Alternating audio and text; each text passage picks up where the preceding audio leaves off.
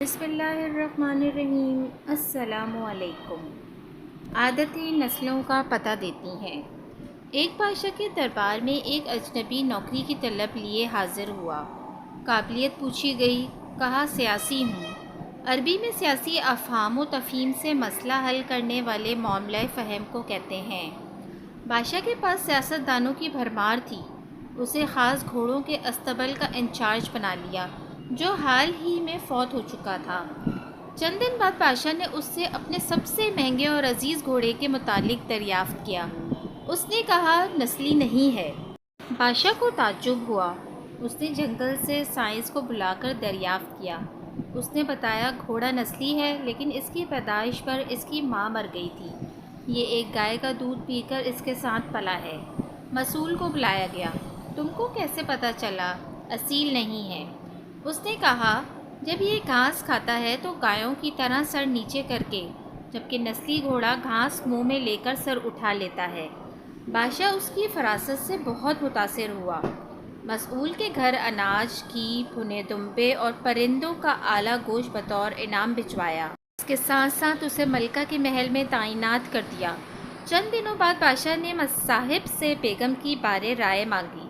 اس نے کہا طور و اتوار تو ملکہ جیسے ہیں لیکن شہزادی نہیں ہیں۔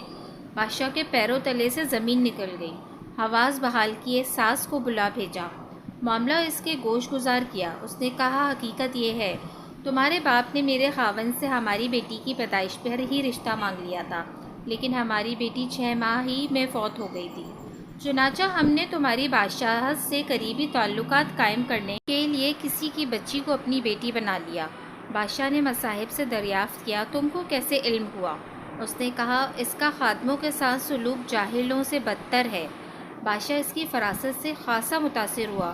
بہت سا اناج، بھیڑ بکریاں بطور انعام دیں، ساتھ ہی اسے اپنے دربار میں متعین کر دیا۔ کچھ وقت گزرا، مصاحب کو بلایا، اپنے بارے میں دریافت کیا۔ مصاحب نے کہا جان کی امان۔ بادشاہ نے وعدہ کیا۔ اس نے کہا نہ تو تم بادشاہ زادے ہو نہ تمہارا چال چلن بادشاہوں والا ہے۔ بادشاہ کو تاؤ آ گیا مگر جان کی امان دے چکا تھا۔ سیدھا والدہ کے محل پہنچا۔ والدہ نے کہا یہ سچ ہے، تم ایک چرواہے کے بیٹے ہو، ہماری اولاد نہیں تھی تو تمہیں لے کر پالا۔ بادشاہ نے مصاحب کو بلایا، پوچھا بتا تجھے کیسے علم ہوا؟ اس نے کہا بادشاہ جب کسی کو انعام و کرام دیا کرتے ہیں تو ہیرے موتی جواہرات کی شکل میں دیتے ہیں، لیکن آپ بھیڑ بکریاں، کھانے پینے کی چیزیں عنایت کرتے ہیں۔ یہ اسلوب بادشاہ زادے کا نہیں، کسی چرواہے کے بیٹے کا ہی ہو سکتا ہے۔ عادتیں نسلوں کا پتہ دیتی ہیں۔ عادات، اخلاق اور طرز عمل خون اور نسل دونوں کو پہچان کرا دیتے ہیں۔ جزاک اللہ۔